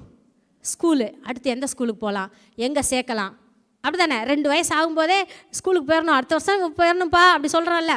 குழந்தைகளை ஸ்கூலுக்கு அனுப்புறதுக்கு நம்ம நினைக்கிறோம். அதெல்லாம் என்னென்னா நம்ம நடத்துகிறோம், பிள்ளைகளை நடத்துகிறோம். வெறும் சாப்பாடு போடுறது மட்டும் கிடையாது, நடத்துகிறோம்.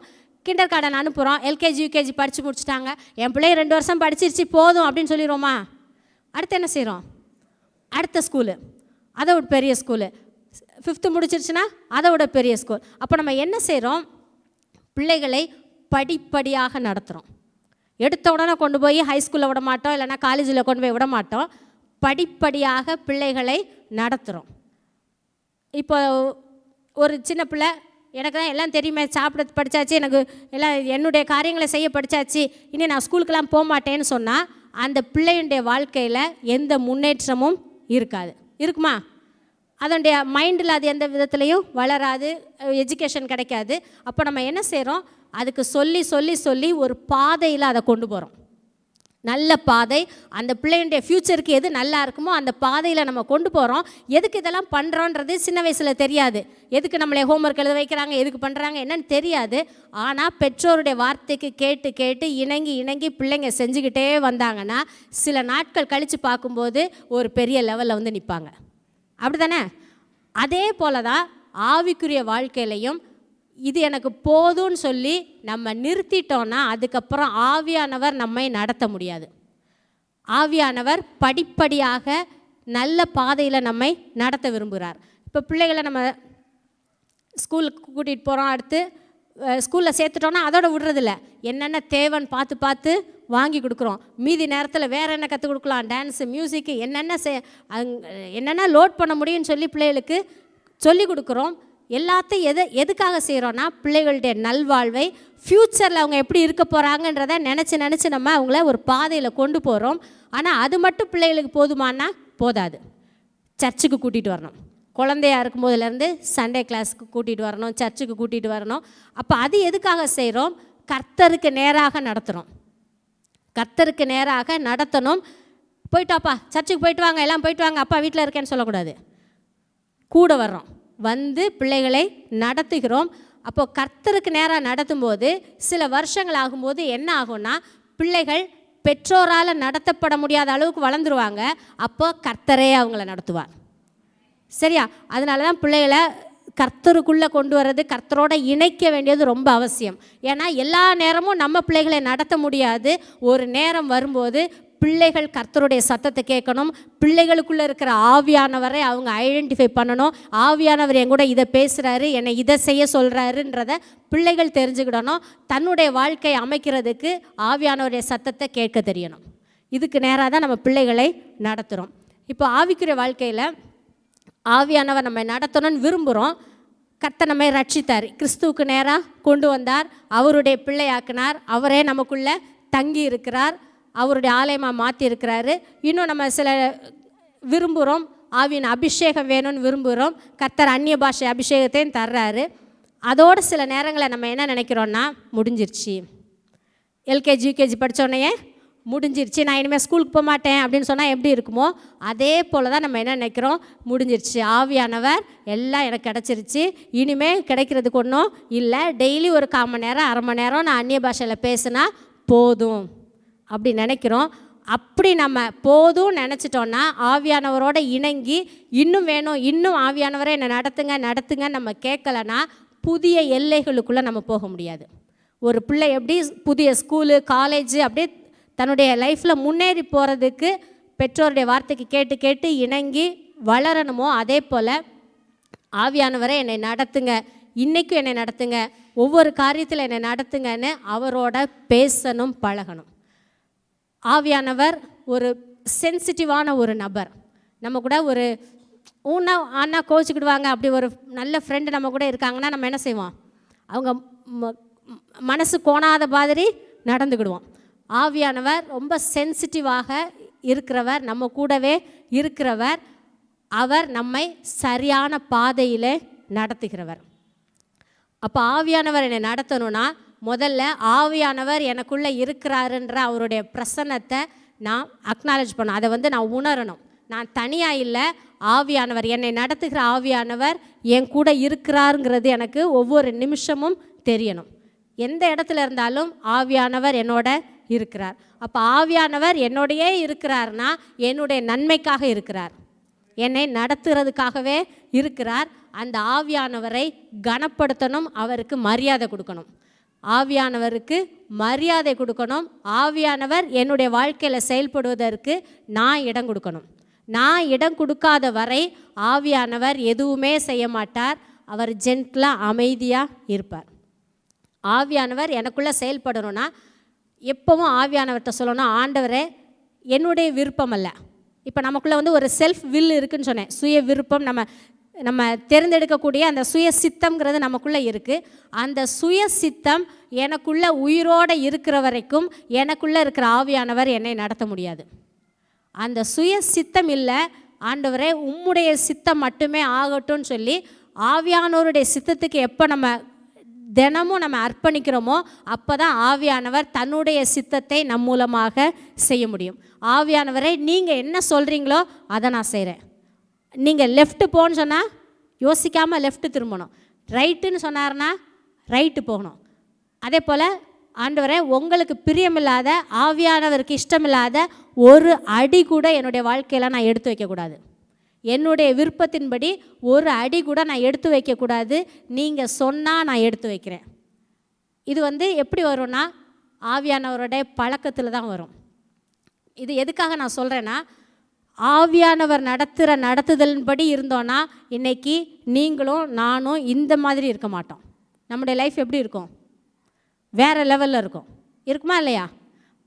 பவுலை கர்த்தர் நடத்தினார். இங்கே போகாத, ஒவ்வொரு காரியத்தையும் சொல்லி நடத்தினாரா? அப்போஸ்தலர்களை கர்த்தர் நடத்தினாரா? ஆவியானவரே நடத்தினார். அவங்க வாழ்க்கை எப்படி இருந்தது? எல்லாரும் பார்த்து ஆச்சரியப்படுற மாதிரி, பிரமிக்கத்தக்க மாதிரி அவங்களுடைய வாழ்க்கை இருந்தது. இன்றைக்கி நம்முடைய வாழ்க்கையில் ஆவியானவருக்கு நம்ம அந்தளவு இடம் கொடுக்கலை. ஆவியானவர் நம்மை நடத்துறதுக்கு நம்ம இடம் கொடுக்கலை. நம்முடைய சுய விருப்பத்தின்படி இதை செய்கிறோமா, இது நல்லா இருக்குது, இதை செஞ்சு பார்ப்போம், இந்த வேலைக்கு போகணுமா போய் பார்ப்போம், இப்படியே நம்முடைய விருப்பத்தின்படி அடிகளை எடுத்து வைக்கிறோம். அப்போ ஆவியானவர் நம்மை நடத்தாமல் நம்முடைய விருப்பத்தில் தான் நம்ம போகிறோம். இயேசு சொன்னார் ஆவியானவரை குறித்து யோவான் 14:26 என் நாமத்தினாலே பிதா அனுப்ப போகிற பரிசுத்த ஆவியாகிய தேற்றரவாளனே எல்லாவற்றையும் உங்களுக்கு போதித்து நான் உங்களுக்கு சொன்ன எல்லாவற்றையும் உங்களுக்கு நினைப்பூட்டுவார். இயேசு போகிறதுக்கு முன்னாடி சொன்னார், நான் போனோன்னா ஆவியானவர் வருவார், அவர் சத்திய ஆவியானவர், உங்களை தேற்றரவு பண்ணுகிறவர். அந்த தேற்றரவாளன் எல்லாவற்றையும் உங்களுக்கு போதிப்பார். எல்லாவற்றையும் உங்களுக்கு போதிப்பார். அவர்கிட்ட ஆவிக்குரிய காரியங்களை மட்டும்தான் கேட்கணும்னு இல்லை, என்னுடைய வாழ்க்கைக்கு தேவையான எல்லாத்தையும் நான் கேட்க முடியும். நான் இன்றைக்கி என்ன செய்யணும், நான் நாளைக்கு என்ன செய்யணும், ஒவ்வொன்றையும் அவர்கிட்ட கேட்கலாம். நமக்கு எல்லாமே தெரியாது. நமக்கு வந்து இன்றைக்கி இப்போ நம்ம கண்ணுக்கு முன்னால் என்ன இருக்கோ அது மட்டும்தான் தெரியும். ஆனால் ஆவியானவருக்கு எல்லாமே தெரியும். அவருக்கு எல்லாமே தெரிகிறதுனால எல்லாத்தையுமே அவர்கிட்ட தான் கேட்கணும்.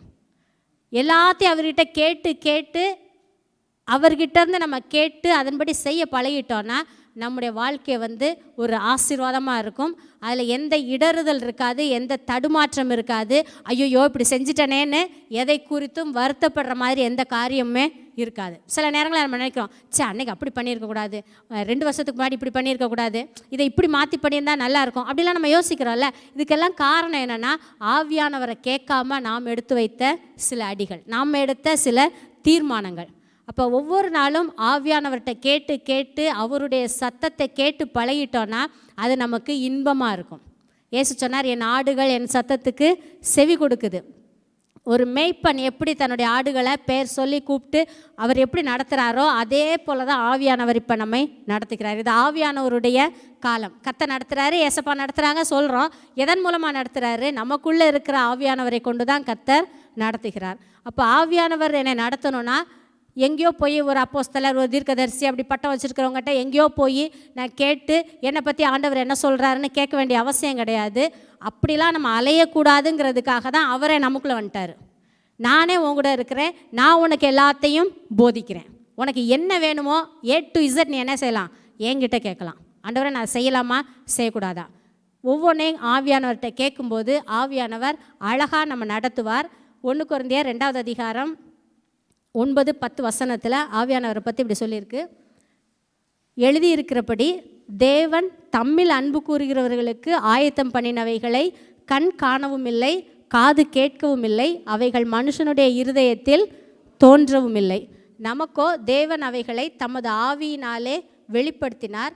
அந்த ஆவியானவர் எல்லாவற்றையும் தேவனுடைய ஆழங்களையும் ஆராய்ந்திருக்கிறார். எதுக்கு ஆவியானவர்கிட்ட கேளுங்கன்னு சொல்கிறோன்னா, ஆவியானவர் எல்லாவற்றையும் அறிந்திருக்கிறார். அந்த ஆவியானவரை கொண்டு தான் தேவன் எல்லாத்தையும் நமக்கு வெளிப்படுத்துவார். இன்றைக்கி கர்த்தர் நமக்கு ஒரு காரியத்தை நமக்கு சொல்லணும்னா அந்த ஆவியானவரை கொண்டு தான் நமக்குள்ளே வெளிப்படுத்துவார். தேவன் நமக்காக ஆயத்தம் பண்ணி வைத்திருக்கிற நன்மைகள் ரொம்ப பிரம்மாண்டமானது. பெரிய பெரிய நன்மைகள், ஆசீர்வாதங்களை கர்த்தர் நமக்காக ஏற்படுத்தி வைத்திருக்கிறார். அதை நம்ம இதுவரைக்கும் கண்கள்னால் பார்க்கலை, காதில் கேட்கலை. அதை குறித்து ஒரு சின்ன இன்ஃபர்மேஷன் கூட நமக்கு இல்லை, தெரியாது. நம்முடைய இருதயத்தில் அது தோன்றலை. நம்ம இதுவரையிலும் கற்பனை பண்ணி பார்த்ததே கிடையாது. இதுவரைக்கும் இப்படிலாம் ஆண்டவரே எனக்கு நடக்கணும் நம்ம ஆசைப்பட்டது கிடையாது, நாம் விரும்பினது கிடையாது. நம்முடைய எண்ணங்களுக்கெல்லாம் மேற்பட்ட காரியங்களை தேவன் ஆயத்தம் பண்ணி வைத்திருக்கிறார். அவர் ஆயத்தம் பண்ணி வைத்திருக்கிற காரியம் எனக்கு தெரியணும்னா ஆவியானவரை கொண்டு தான் தேவன் வெளிப்படுத்துவார். அந்த ஆவியானவர் தேவனுடைய ஆழங்களையெல்லாம் அறிந்திருக்கிறவர். ஆவியானவர்னு சில நேரம் நம்ம என்ன நினைக்கிறோன்னா, இயேசு போனவனே இடையில வந்தவர்னு நினைக்கிறோம். ஆவியானவர் இடையில வரலை, சிருஷ்டிப்பிலேயே இருந்தவர். நம்ம பிறக்கிறதுக்கு முன்னாலே உலக தோற்றத்துக்கு முன்பாகவே தேவனோடு இருந்தவர், திரியேக தேவனுடைய ஒரு பகுதியாகவே இருந்தவர். அதனால் அவர் இடையில வந்தார், நமக்கு இப்போ ஜெபம் பண்ணுறதுக்கு மட்டும் ஹெல்ப் பண்ணுறாரு, அப்படி கிடையாது.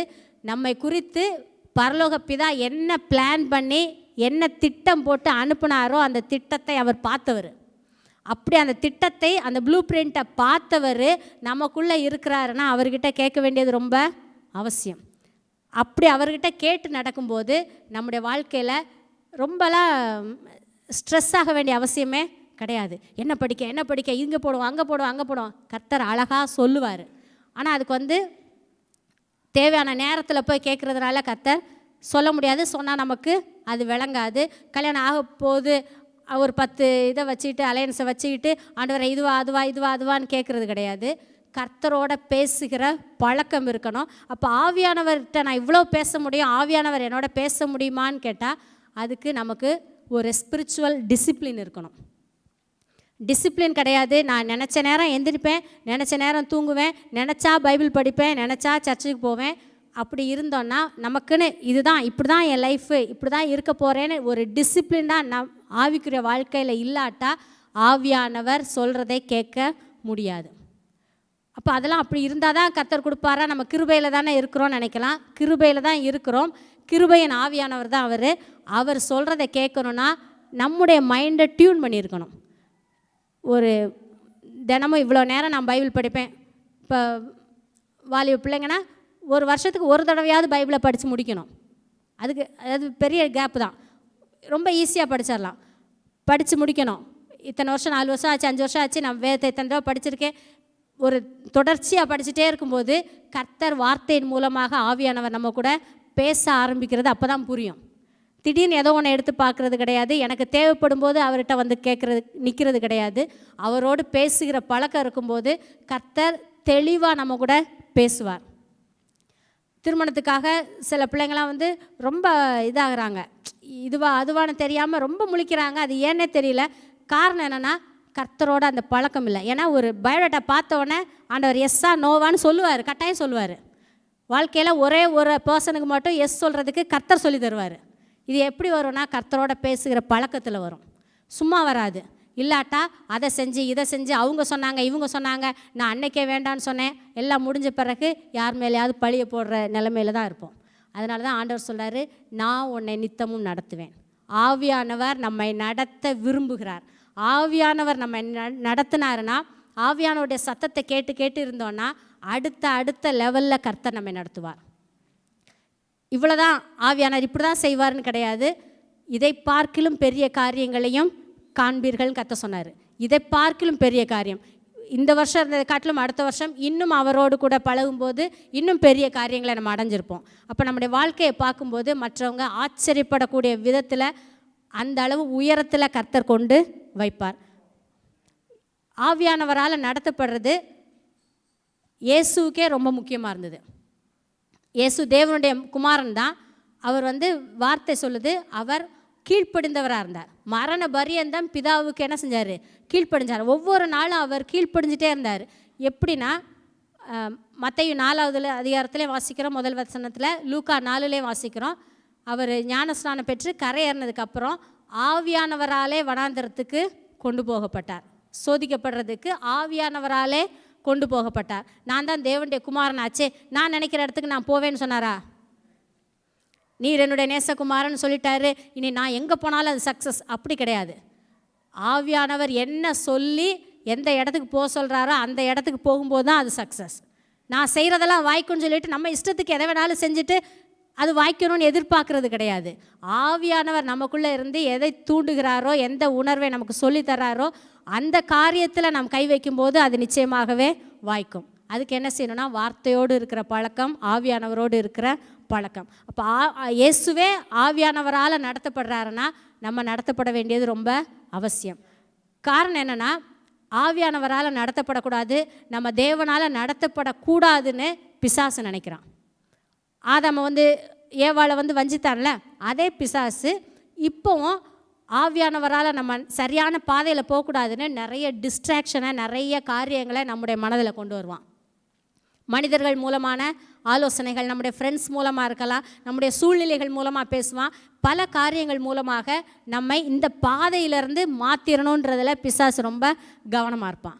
அப்போ அதையும் மேற்கொண்டு நம்ம போகணுன்னா ஆவியானவரோட ஒரு சரியான ஐக்கியம், அவரோட ஒரு பழக்கம். எப்போவுமே அவர் கூட தான் இருக்கிறாரு, பேசிகிட்டே இருக்கலாம். சாதாரணமாக பேசி பழக ஆரம்பித்தோன்னா இது நம்முடைய வாழ்க்கையில் ஒரு செகண்ட் நேச்சராகவே, நம்முடைய இயல்பாகவே மாறிடும். ஆண்டவரே இன்றைக்கி போவா வேண்டாமா, இன்றைக்கி என்ன செய்யலாம், அப்படி கேட்டு இருக்கும்போது நமக்குள்ளே இருந்து கர்த்தர் ஒவ்வொரு காரியத்தையும் பேச ஆரம்பிப்பார். அவர் பேசுகிற தேவன். பேசாத ஒரு கடவுள்கிட்ட போய் நம்ம கடவுளே கடவுளே கடவுளேன்னு கூப்பிடுறவங்க கிடையாது. பேசுகிற தேவன் தானே, நம்ம சொல்கிறத கேட்குறவர் தானே, அவர்கிட்ட நம்ம பேசலாம். 24/7 எல்லா நாளும் எல்லா நேரமும் அவர் நம்ம பேசுகிறத கேட்குறதுக்கு ஆவலோடு இருக்கிறாரு. நம்ம கைட் பண்ணுறதுக்கு அவர் ஆவலோடு இருக்கிறாரு. அப்போ ஆவியானவர் ஆவலோடு இருக்கிறாரு. நம்ம என்ன செய்யணும்? ஆவியானவரோட சேர்ந்து நடக்கணும். அவர் என்னை நடத்துறதுக்கு கம்ப்ளீட்டாக அவருடைய கரத்தில் கொடுக்கணும். நான் சொன்னேன், சுய விருப்பம் இருக்குது நமக்கு, அந்த விருப்பத்தை அவர்கிட்ட கொடுத்துடணும். என்னுடைய விருப்பம் அல்ல ஆண்டவரே, உம்முடைய விருப்பம். அதே போல் நமக்கு இமோஷன்ஸ் உண்டு, நமக்கு சில உணர்ச்சிகள் எல்லாம் இருக்குது. சில காரியங்களை பார்த்தா சந்தோஷப்படுறோம், சில காரியத்தை பார்த்தா கோவப்படுறோம். நமக்கு சில உணர்வுகள் இருக்குது, உணர்ச்சிகள் இருக்குது. நம்முடைய அந்த இமோஷன்ஸையும் ஆவியானவருடைய கரத்தில் கொடுக்கணும். ஒரு காரியத்தை பார்த்தா எனக்கு சந்தோஷமாக இருக்குது, ஆனால் அது ஆவியானவருக்கு சந்தோஷமாக இல்லைன்னா என்ன செய்யும்? ரெண்டும் அங்கே டேஷ் ஆகும், இடிக்கும். அப்போ என்னுடைய உணர்ச்சி கிடையாது ஆண்டவரே, ஆவியானவரே உம்முடைய உணர்ச்சி. நீங்கள் எதை பார்த்து சந்தோஷப்படுறீங்களோ அதில் நான் சந்தோஷப்படணும். எதை பார்த்து நீங்கள் வேதனைப்படுறீங்களோ துக்கப்படுறீங்களோ அதை பார்த்து நான் துக்கப்படணும். ஒருத்தவங்க அழிந்து போகிற ஆத்மாவை பார்க்கும்போது நமக்குள்ளே ஒரு பாரம், ஒரு துக்கம் சில நேரத்தில் வரும். அது என்னென்னா ஆவியானவர் நமக்குள்ளேருந்து செய்கிற அவருடைய உணர்ச்சி. ஒவ்வொரு காரியத்திலையும் என்னுடைய உணர்வு எப்படி என்ன சொல்லுதுன்றத நான் கேட்க மாட்டேன். ஆவியானவர் என்ன செய்கிறார், ஆவியானவர் எனக்குள்ளேருந்து என்ன பேச விரும்புகிறார். ஆவியானவர் சில இடத்துல சில காரியங்களை பார்க்கும்போது ஒரு கோபம் வரும் நமக்கு. அது அவங்க மேலே இருக்கிற கோபமாக இருக்காது. அது ஆவியானவர் சில காரியங்களை சொல்கிறதுக்கு, கண்டிக்கிறதுக்கு சொன்னார்னா அதை நம்ம பேசலாம். அது ஆவியானவரே நம்ம நடத்துறது. அதே போல் ஒருத்தவங்களை பார்க்குறோம், இயேசு மனதுருகி தான் எல்லா அற்புதங்களையும் செஞ்சார். மனதுருக்கத்தை ஆவியானவரே நமக்குள்ளே கொடுப்பார். ஒவ்வொரு காரியத்திலையும் ஆவியானவரால் நம்ம நடத்தப்படும் போது நம்முடைய வாழ்க்கை ரொம்ப ஆசீர்வாதமாக இருக்கும். இப்போ நம்ம கற்பனை பண்ணி இல்லாத இடத்துக்கு நம்ம போயிருப்போம். நமக்குன்னு கர்த்தர் ஒரு உயர்ந்த நோக்கங்களை வச்சுருக்கிறாருல, யூனிக்கான ஒரு பாதையை கர்த்தர் நம்ம ஒவ்வொருத்தருக்கும் வச்சுருக்கிறாரு. அடுத்தவங்களை பார்த்து நம்ம நடக்க வேண்டியதில்லை. ஏன்னா அவங்களுக்குள்ளே ஆவியானவர் இருக்கிறாரு. ஆவியானவர் உங்களை ஒரு பாதையில் நடத்துவார், என்னுடைய பாதையில் நடத்துவார். அதான் ஆவியானவருடைய ஸ்பெஷாலிட்டி. நமக்குன்னு வச்சுருக்கிற அந்த யூனிக்கான தனித்தன்மையான பாதையில் கர்த்தர் நம்மை கொண்டு போய் கர்த்தர் நம்மை ஆசீர்வதிப்பார், உயர்த்துவார். வேதத்தில் நிறைய காரியங்களை சொல்லலாம். அப்போஸ்தலர் 13 பவுலையும் பர்னபாவையும் நான் அழைத்த ஊழியத்துக்காக பிரித்து விடுங்கள்னு ஆவியானவர் சொல்கிறாரு. அப்போ ஆவியானவர் தன்னுடைய விருப்பங்களை இந்த உலகத்தில் செய்ய விரும்புகிறார், மனிதர்கள் மூலமாக செய்ய விரும்புகிறார். ஆவியானவருடைய சத்தத்துக்கு அன்னைக்கு பவுல் கீழ்ப்படிஞ்சார், அவர் ஊழியக்காரராக மாறினார். எப்போல்லாம் ஆவியானவருடைய சத்தத்துக்கு நான் இல்லை ஆண்டவரை நீங்கள் சொல்லிட்டீங்க ஓகேன்னு சொல்லி நம்ம கீழ்ப்படுகிறோமோ அப்போல்லாம் கர்த்தர் நம்மை அவருடைய சித்தத்தின்படியே நடத்துவார். அவர் நம்மை அழகாக நடத்துவார். சங்கீதம் 48 சொல்லியிருக்கு 14, இந்த தேவன் என்றென்றைக்கும் உள்ள சதா காலங்களிலும் நம்முடைய தேவன், மரண பரியந்தம் அவர் நம்மை நடத்துவார். கர்த்தர் ஆரம்பித்தவர், இடையில கைவிடுகிறவர் அல்ல, இறுதி வரையிலும் நம்மை நடத்துகிறவர். அவருடைய பாதுகாக்கிற கரங்களுக்குள்ளே தான் நம்ம இருக்கிறோம். பத்திரமாய் நடத்துவார். பத்திரமாய் நம்ம நடத்துறதுக்காக தான் ஆவியானவரை கொடுத்துருக்கிறார். ஆவியானவருடைய சத்தத்துக்கு நம்ம செவி கொடுப்போம், ஜெயமாக வாழ்வோம். கர்த்தர் உங்களை ஆசீர்வதிப்பாராக. கிறிஸ்தவ வாழ்க்கையின் முக்கியமானது கர்த்தரால் நடத்தப்படுவது. நான் ஒரு வசனம் வாசிக்கிறேன், உங்களுக்கு தெரிஞ்ச வசனம் தான். சங்கீதம் 32, நான் உனக்கு போதித்து நீ நடக்க வேண்டிய வழியை உனக்கு காட்டுவேன், உன்மேல் என் கண்களை வைத்து உனக்கு ஆலோசனை சொல்லுவேன். வாரினாலும் கடிவாளத்தினாலும் வாய் கட்டப்பட்டால் ஒழியே உன் கிட்ட சேராத புத்தி இல்லாத குதிரை போலவும் கோவேறு கழுதையை போலவும் இருக்க வேண்டாம். துன்மார்க்கனுக்கு அநேக வேதனைகள் உண்டு, கர்த்தரை நம்புகிறவனையோ கிருபை சூழ்ந்து கொள்ளும். கர்த்தர் நமக்கு போதித்து வழிநடத்துகிறவர். பல முறை சொல்லியிருக்கிறேன், கர்த்தர் நாம் பிறப்பதற்கு முன்பாகவே கர்த்தர் நமக்காக ஜாதகம் எழுதினவர். ஜாதகத்தை எழுதிட்டு தான் நம்மை தாயின் கற்பத்தில் அவயங்களை உருவாக்கினார். ஆணாக இருக்க வேண்டும், பெண்ணாக இருக்க வேண்டும் என்கின்று அப்புறம்தான் தீர்மானித்தார். முதல்ல ஜாதகத்தை எழுதினார். சங்கீதக்காரன் சொல்லுகிறான், அது உருவேற்படும் நாள் முதற்கொண்டு அவருடைய யாபு புத்தகத்தில் அவருடைய ஜாதகத்தில் எழுதி வைத்திருக்கிறார். அது ஜாதகம்தான், அது பாதகம் கிடையாது, எல்லாமே நல்லது. ஜாதகத்தை எழுதினது மட்டுமல்ல, அந்த ஜாதகத்தை நமக்கு காமிக்கிறார். எப்படி உனக்கு ஜாதகம் எழுதியிருக்கிறது, ஒரு வாழ்க்கை எப்படி இருக்குன்னு ஒவ்வொரு நாளும் சொல்லி கொடுக்குறார். இன்றைக்கி மனிதர்கள் ஜாதகம் எழுதுகிறாங்க, ஜாதகத்தை மாற்றுக்கிறாங்க. அன்றைக்கி ஒரு தம்பி சொன்னார், அவர் கொஞ்ச நாள் பொண்ணு பார்த்துருக்காங்க, பொண்ணு செட் ஆகலை. அவங்க அப்பா டக்குண்டு எல்லாத்துக்கும் பொருந்துறது மாதிரி ஜாதகத்தை எழுதுறான்னு எழுதிட்டார்.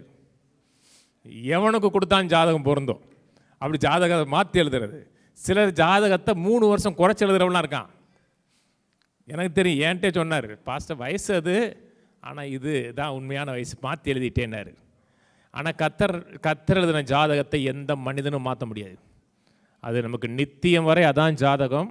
அது ஜாதகத்தை எழுதினவர் நம்ம கூடவே இருக்கிறார். நமக்கு யார்கிட்டையுமே ஆலோசனை கேட்காதீங்க. இந்த சர்ச்சில் வரீங்க, இந்த சர்ச்சில் சத்தியத்தை கேட்குறீங்கன்னா உங்கள் எதிர்காலத்தை இன்னொரு மனிதன்கிட்ட போய் கொடுக்காதீங்க. கர்த்தர் உங்களை பற்றி இன்னொருத்தோட சொல்ல மாட்டார். அன்றைக்கெல்லாம் ஒரு பொண்ணு எனக்கு கவுன்சிலிங்காக பேசுனா, நான் ஒரு பாஸ்டர்கிட்ட போய் நின்னேன்.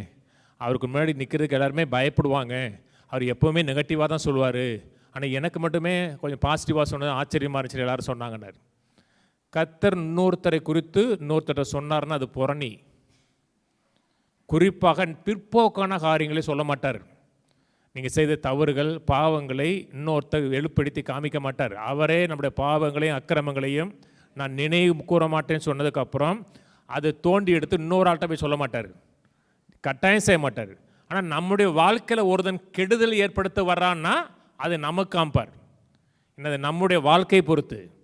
சொன்னது புரியுதுங்களா? நம்முடைய வாழ்க்கை ஒருத்தன் கெடுதல் ஏற்படுத்துகிறான், தீமையை ஏற்படுத்த வர்றான்னா அது கர்த்தர் நமக்கு காமிப்பார். குறிப்பாக திருமண காரியம் வாழ்க்கையில் முக்கியமானது. திருமணம், வேலை, இதெல்லாம் முக்கியமானது. கர்த்தர் இன்னாருக்கு இன்னாருன்னு எழுதி வச்சாருன்னு கேட்டிங்கன்னா அப்படி கிடையாது. கர்த்தர் இருந்து ஒரு ஆளுக்கு 2-3 ஆப்ஷன் கொடுப்பார். கர்த்தர் எப்பவுமே அப்படித்தாங்க. ஏன்னா இதான் அப்படின்னு சொன்னாடா நல்ல ஆப்ஷன் கொடுப்பாரு. அந்த நல்ல ஆப்ஷனை நான் கர்த்தரோட வரன்னு போனீங்கன்னா உங்களுக்கு தெரியும். சொன்னது ஏன்ட்ட ஒரு அம்மா சொல்லிச்சு, அவளுக்கு எம்ஜிஆர் மாதிரி மாப்பிள்ளை வேணுமையான்னுச்சு. தொப்பி வச்சுக்கிட்டான்னு எனக்கு தெரிஞ்ச எம்ஜிஆர் தொப்பி தான் வச்சுருந்தார். இல்லையா சிகப்பாக வேணுமான்னுச்சு.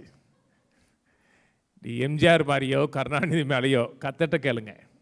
நேற்று ஒரு வீடியோ பார்த்தேன், கருணாநிதியுடைய ஒரு வீடியோ, பழைய வீடியோ. யாரே கருணாநிதியை பார்த்து நீங்கள் கடவுள்னு சொன்னாங்க. அப்படி சொன்ன, என்னை கடவுள்னு சொல்லாதீங்க, கடவுள்னு சொல்லி கடவுளை அசிங்கப்படுத்தாதீங்க. ஏன்னா கடவுளுக்கு பலவீனம் அடையாது, காய்ச்சல் வராது, எனக்கு கொஞ்சம் பலவீனமாக இருக்குது, ஆனால் கடவுளுக்கு வந்து பலவீனம் வராது, கடவுளுக்கு வந்து கிட்னி பிரச்சனை வராது, ஆனால் மனுஷனுக்கு வரும். அதே மாதிரி என்னை கடவுள்னு சொல்லி என்னை அசிங்கப்படுத்தாதீங்க, என்ன கடவுள் பேச மாட்டார், நான் பேசுவேன்னாரு. அவர் பார்த்த கடவுள் அப்படி. ஆனால் நம்முடைய தேவன் நம்மோடு பேசுகிறவர், ஒவ்வொரு நாளும் பேசுகிறவர், நமக்கு ஆலோசனை சொல்லுகிறவர். அவர் ஆலோசனை நடந்தீங்கன்னா கிருபை சூழ்ந்து கொள்ளும். அதுக்கு தேவனோட நல்ல உறவு, ரெகுலரான பைபிள் ஸ்டடி, சத்தியத்தை கேட்பது, உங்களுக்குள்ளே என்ன இருக்கிறதோ அதை அவர் எடுத்து காமிக்க முடியும். படிங்க, பழகுங்க, கர்த்தர் நடத்துவார். ஜெபிப்போம். பிதாவே, துதிக்கிறோம், ஸ்தோத்திரிக்கிறோம், நன்றி செலுத்துகிறோம். உம்முடைய இரக்கங்களுக்காக, உம்முடைய கிருபைகளுக்காக நன்றி, உம்முடைய தயவுகளுக்காக நன்றி, எங்கள் மேலே நீங்கள் வைத்திருக்கிற ஆலோசனைக்காக நன்றி. பெரிய தேவனே, எங்கள் மேலே வைத்திருக்கிற பெரிய திட்டங்கள், நோக்கங்களுக்காக நன்றி. உன் பேரில் நான் வைத்திருக்கிற திட்டங்களை நான் அறிவேன். அவைகள் கேடு விளைவிக்கிற திட்டங்கள் அல்ல, நல்வாழ்வின் திட்டங்களே என்று சொல்லியிருக்கிறேன். நீ ஏற்படுத்தி வைத்திருக்க எல்லா நல்வாழ்வின் திட்டங்கள் எங்கள் வாழ்க்கையில் நிறைவேற வேண்டுமா ஜெபிக்கிறோம். இயேசு நாமத்தில் கேட்ட ஒவ்வொரு மக்களையும் ஆசீர்வதிக்கிறோம். எந்த சூழ்நிலையிலையும் பிசாசுடைய வழிநடத்தலுக்கு செவி கொடாதபடி கர்த்தருடைய வழிநடத்தலுக்கு செவி கொடுத்து வாழ்க்கை முழுவதும் ஏதேனிலே வாழும்படியான ஒரு இன்பமான வாழ்க்கை இருக்கும்படியாக சரியான தெரிந்தெடுத்துதல் மக்களுக்கு உண்டாக முடியாது ஜெபிக்கிறேன். அப்பா, உம்மை துதிக்கிறோம். கழுதைகளைப் போல் வாழாமல், தான் தோன்றி தண்டியவனமாக வாழாமல், கர்த்தர்ட்ட ஆலோசனை கேட்டு கர்த்தரோட ஆலோசனை நடத்தப்படுகிற மக்களாய் மாற்றுறதுக்காக நன்றி. கேட்ட வார்த்தைகள் ஒவ்வொன்றும் எங்கள் வாழ்க்கையின் பங்காக மாறட்டும். கர்த்தாவே, எங்களுக்குள்ளிருந்து மகிமையின் நம்பிக்கை இருக்கிற ஆவியானவர் எங்களை வழிநடத்த வேண்டுமாய், எங்களை நீர்ப்பாய்ச்சலான தோட்டமாக மாற்றுகிறதுக்காக வற்றாத நீரூற்றை போல நாங்கள் ஆசீர்வதிக்கப்படுகிறது மட்டும் இல்லாமல் அநேகருக்கு ஆசீர்வாதமான வாழ்க்கை வாழும்படியாக செய்கிறதுக்காக நன்றி. எல்லா கனமும் மகிமையும் உமக்கு உண்டாயிருக்கட்டும். ஆசீர்வதியும் இயேசு கிறிஸ்துவின் நாமத்தில் பிதாவே, ஆமென். நம்முடைய கர்த்தராகிய இயேசு கிறிஸ்துவுடைய கிருபையும் பிதாவாகிய தேவனுடைய அன்பும் பரிசுத்தாவின் ஐக்கியமும் நம் அனைவரோடு இன்றைக்கும் என்றைக்கும் கிறிஸ்துவின் வருகை மட்டும் இருப்பதாக. ஆமென். கர்த்தரோடு ஆசீர்வதித்து எல்லா தீமைகளுக்கு விலக்கி காக்க கடவர். கர்த்தர் தம்முடைய தயவுள்ள முகத்தை உங்கள் மேல் பிரகாசிக்க பண்ணி உங்கள் மேல் கிருபையாக இருக்க கடவர். கர்த்தர் தம்முடைய முகத்தை உங்களை பிரசன்னமாக்கி சமாதானம் கட்டளையிட கடவர். கர்த்தர் உங்களை ஆசீர்வதித்து சகல ஜீவனோடும் சுகத்தோடும் ஆரோக்கியத்தோடும் ஒரு குறைவில்லாமல் கர்த்தர் அருளுகிற பலத்தினாலே 120 ஆண்டுகளுக்கு மேலாக ஜெயமோடு வாழ வைப்பாராக. ஆமென், ஆமென், ஆமென்.